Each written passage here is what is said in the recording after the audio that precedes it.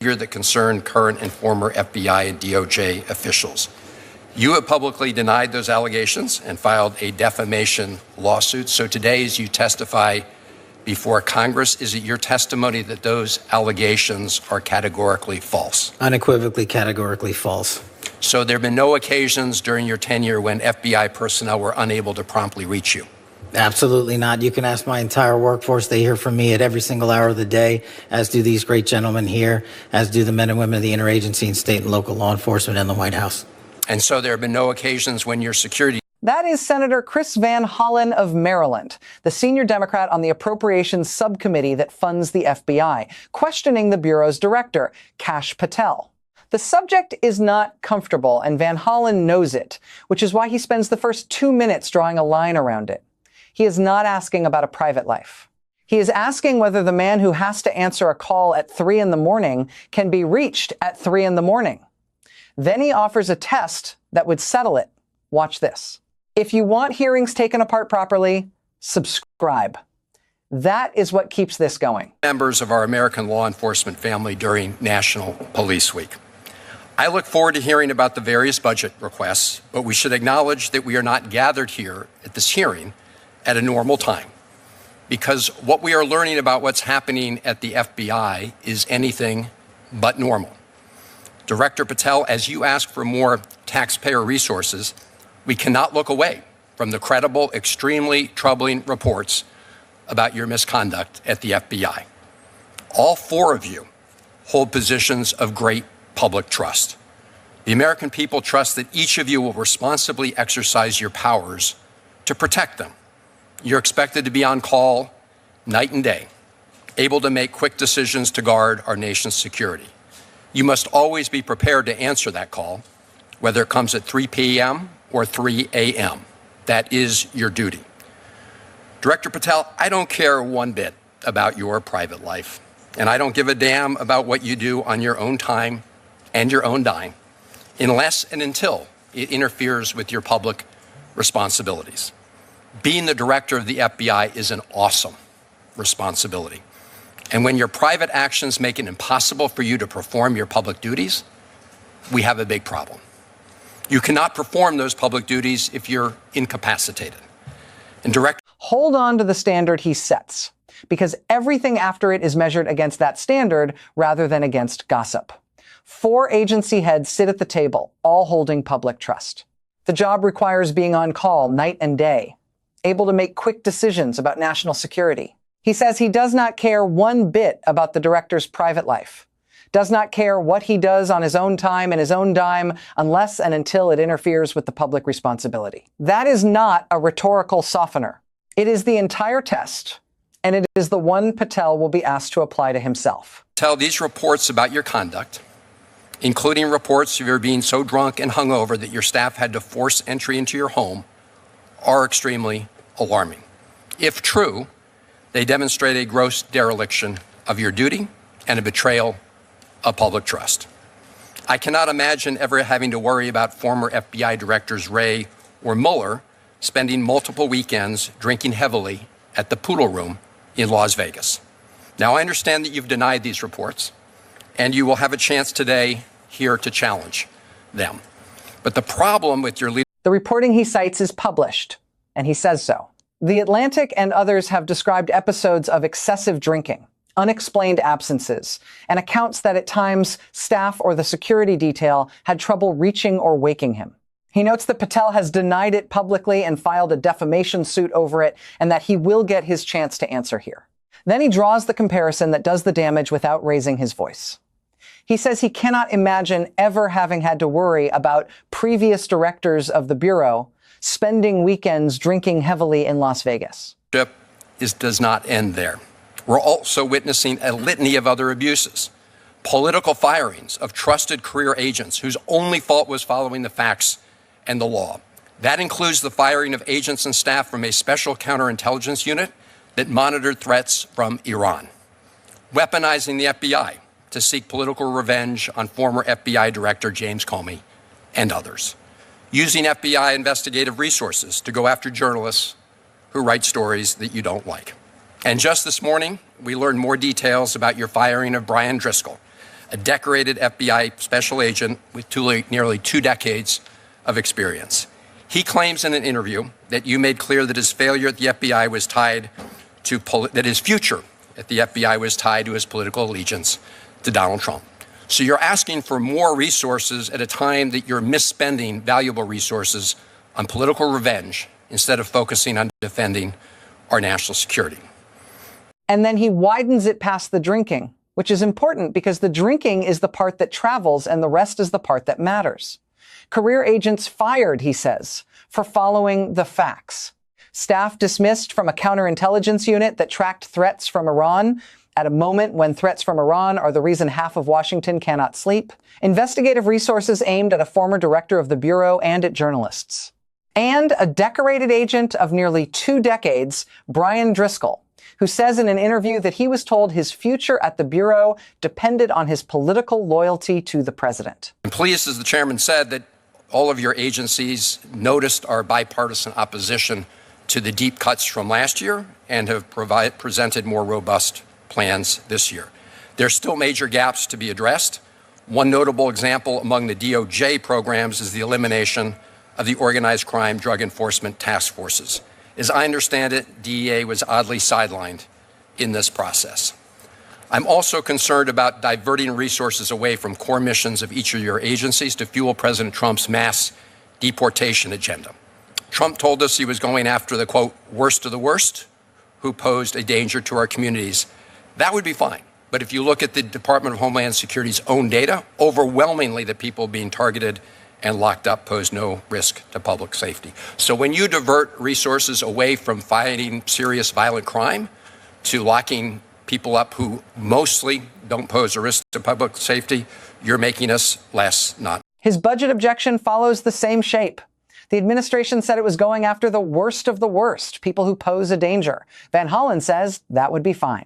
But he points to the Homeland Security Department's own data, which he reads as showing that the overwhelming majority of those being detained pose no risk to public safety. Pulling agents off violent crime to do that, he argues, makes the country less safe, not more. I stand ready to answer any and all questions from you. And categorically, Mr. Vice Chairman, when you say there's credible reporting, just because you say it's credible, it doesn't make it so. This FBI is doing a historic level of crime reduction across the country. I'm proud to lead it. And if you want to cite media reporting to discredit the men and women of the FBI, go right ahead. The target's right here. The mission has never been more successful. Patel's reply, when it comes, is not about any single report. It is about the category. Credible reporting is not credible just because a senator calls it credible. He points to crime numbers and to the men and women of the Bureau. And he says that if the senator wants to use media reporting to discredit them, the target is right here. In our state and local partners and the men and women of the FBI. Thanks to the brilliant personnel at the FBI, this year has been truly historic in the reduction of crime. It has been a record-breaking year. We have seen in 2025 alone a historic 20-point decline in the nation's murder rate. We also saw 44,000 violent offenders arrested by this FBI last year alone. To put that in perspective, that's twice as many violent offenders arrested in all of 2024. The FBI seized more than 2,200 kilograms of fentanyl last year. That's a 31% increase from 20. Take his numbers seriously for a moment, because he is entitled to them, and because they are the case he is making for the budget. He claims a 20-point decline in the national murder rate in a single year, 44,000 violent offenders arrested, twice the previous year's figure, and fentanyl seizures up around a third. None of those claims is what Van Hollen is disputing. That is the trap in the exchange. Both men are talking about performance, but one of them means output, and the other means availability. Senator Van Hollen. Thank you. Director Cicada, you hold a position of public trust. Do you agree that you should lead by example and be held to at least the same standard of conduct as you expect of ATF agents? Yes, sir. And would you agree that if one of your agents was unable to perform his or her duties because of excessive drinking, you would need to take corrective action or disciplinary measures? Yes, sir. Director Seralta, same question for you with respect to the U.S. Marshals Service. Do you agree with the responses from Director Sakata. Ranking Member Van Hollen, that would be correct. I would do that after a thorough investigation by our internal affairs. Administrator Cole, same question to you with respect to the DEA. Yes, sir. I would echo what Rob and Gaddy have said. After a thorough review by our OPR, Office of Professional Responsibility, yes, sir.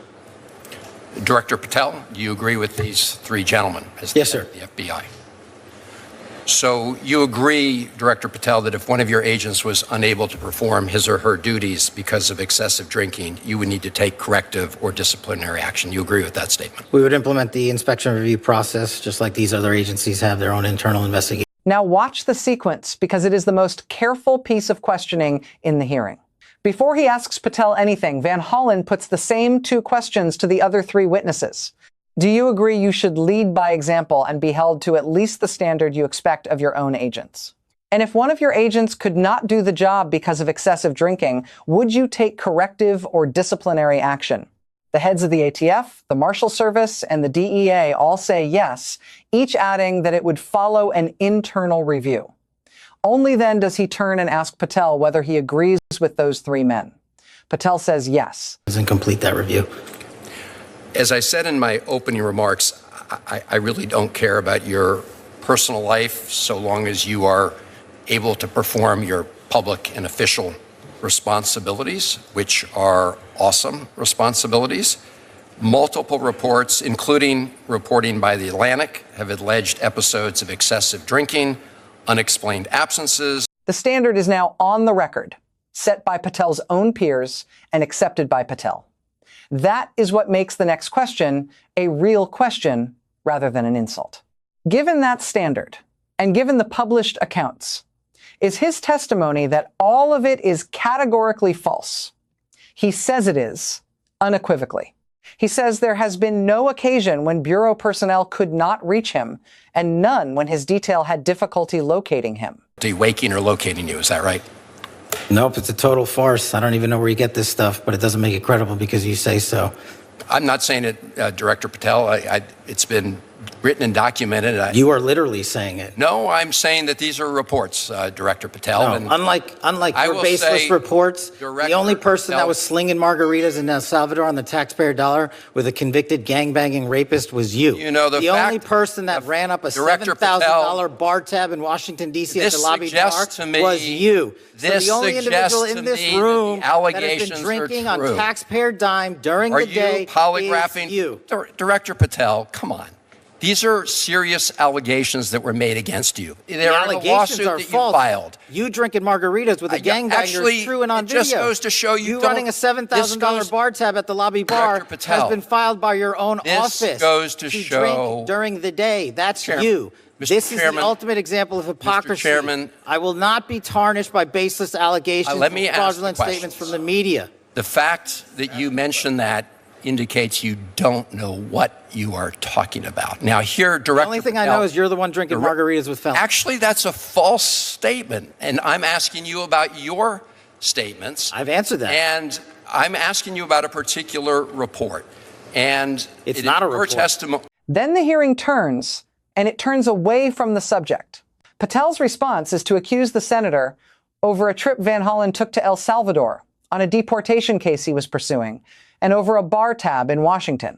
Van Hollen keeps saying the same sentence. These are reports, they are written and documented, and he is asking the witness about them.